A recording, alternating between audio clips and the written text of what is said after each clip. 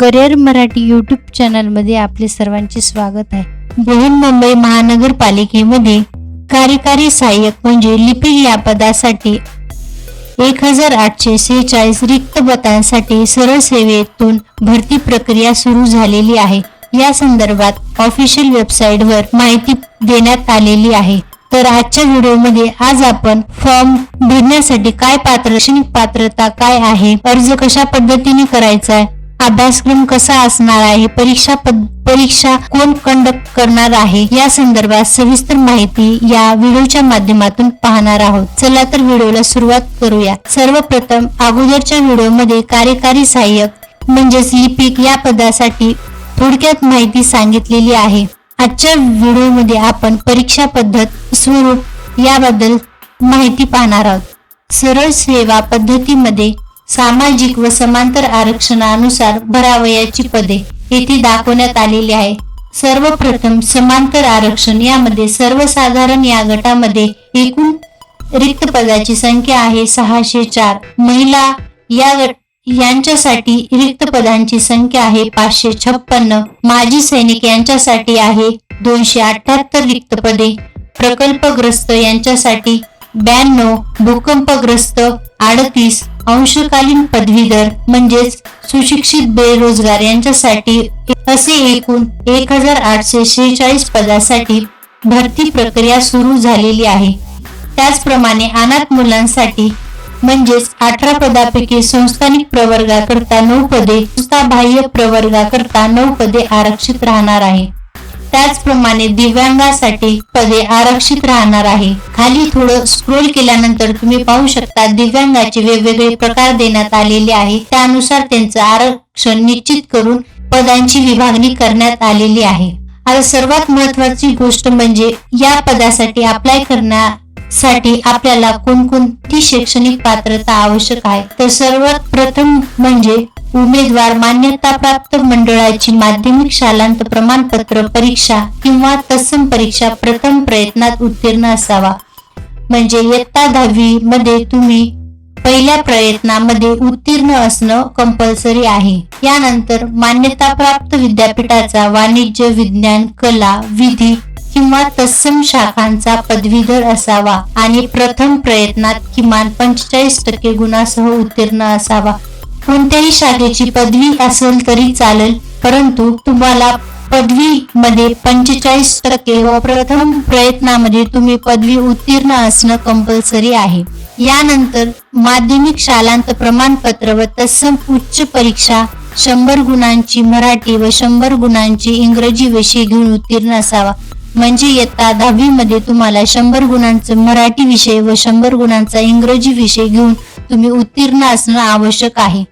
त्याचप्रमाणे इंग्रजी व मराठी टंक लेखनाचे प्रत्येकी किमान 30 शब्द प्रति मिनिट म्हणजे तुम्हाला इंग्रजी व मराठी टंक लेखनासाठीचे प्रमाणपत्र आवश्यक आहे. दोन्हीची पण इंग्रजी व मराठी दोन्हीची प्रमाणपत्र आवश्यक आहे. त्यानंतर MSCIT असणं कंपल्सरी आहे. शैक्षणिक पात्रता झाल्यानंतर सर्वात महत्वाचा घटक म्हणजे वयोमर्यादा. वयोमर्यादेमध्ये अराखीव म्हणजे खुल्या प्रवर्गासाठी किमान 18 वर्ष व कमाल 38 वर्ष म्हणजे तुम्ही कमीत कमी 18 वर्ष तर जास्तीत जास्त 38 वर्ष वयापर्यंत तुम्ही ऑनलाईन फॉर्म भरण्यासाठी पात्र आहात या भरती प्रक्रियेला. आणि त्याचप्रमाणे मागास प्रवर्गासाठी किमान 18 वर्ष तर कमाल 43 वर्ष पर्यंत तुम्ही फॉर्म भरू शकता. खाली प्रवर्गानुसार वयोमर्यादेमध्ये शिथिलता व नियम देण्यात आलेली आहे हे तुम्ही पाहू शकता. तर निवड कशा पद्धतीने होणार आहे हे पाहणार आहोत. तर सदर नियमानुसार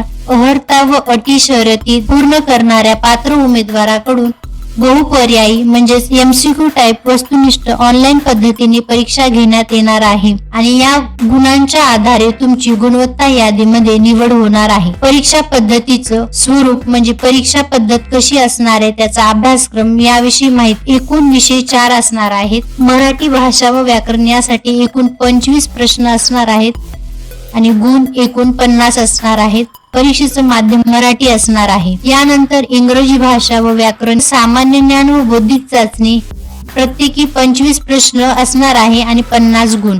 अशा पद्धतीने 100 प्रश्न व 200 गुण असणार आहेत. यात महत्वाची गोष्ट म्हणजे तुम्हाला एकूण गुणाच्या 45% गुण प्राप्त करणे आवश्यक आहे. म्हणजेच तुम्हाला 200 पैकी किमान 90 गुण असेल तरच तुम्ही निवड प्रक्रियेसाठी पात्र राहणार आहात, अन्यथा नाही.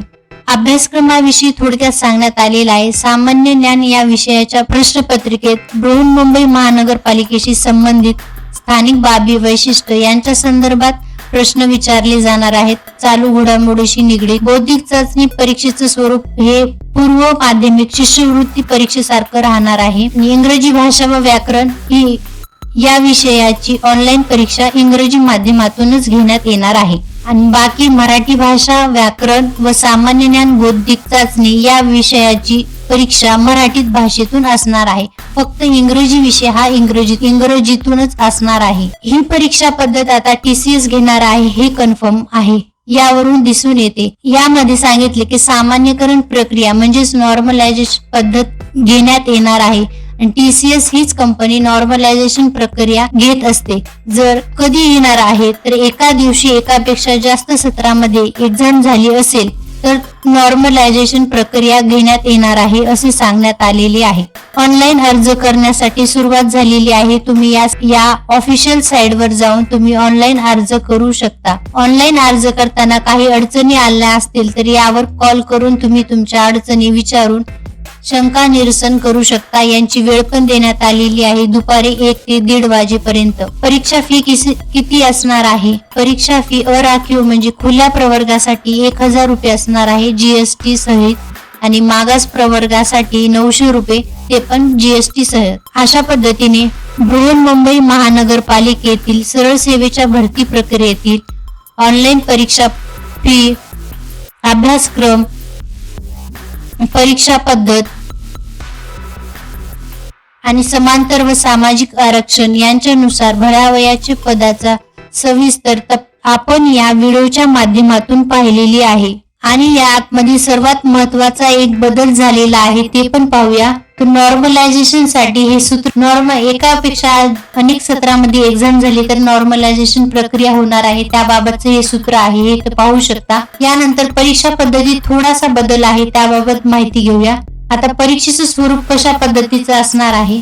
100 गुणासाठी 4 ग्रुप असणार आहे. अशा पद्धतीने group A, group B, group C आणि ग्रुप D यामध्ये 4 विषय विभागून देणार आहेत. त्या पहिल्या विभागामध्ये मराठी भाषा व व्याकरण या विषयामध्ये ग्रुप A मध्ये 6 प्रश्न असणार आहेत. इंग्रजी भाषा व व्याकरण याचे 6 प्रश्न असणार आहेत. सामान्य ज्ञान या विषयाचे 6 प्रश्न असणार आहेत आणि बौद्धिक चाचणी या विषयाचे 7 प्रश्न असे एकूण ग्रुप A मध्ये 25 प्रश्नाचा समावेश असणार आहे आणि वेळ 25 मिनिटे असणार आहे. ग्रुप A मधील प्रश्नांची पूर्ण संख्या सोडवल्यानंतरच तुम्हाला ग्रुप B मध्ये जाता येणार आहे. अशा पद्धतीने ग्रुप B, ग्रुप C आणि ग्रुप D मधील प्रश्न सोडवायचे आहे. हा थोडासा बदल TCS कंपनीच्या मार्फत करण्यात आलेला आहे. ही परीक्षा पारदर्शक पद्धतीने होण्यात अशा पद्धतीने बृहन्मुंबई महानगरपालिकेतील सरळ सेवेतील भरती प्रक्रियेची सविस्तर माहिती आपण या व्हिडिओच्या माध्यमातून पाहिलेली आहे.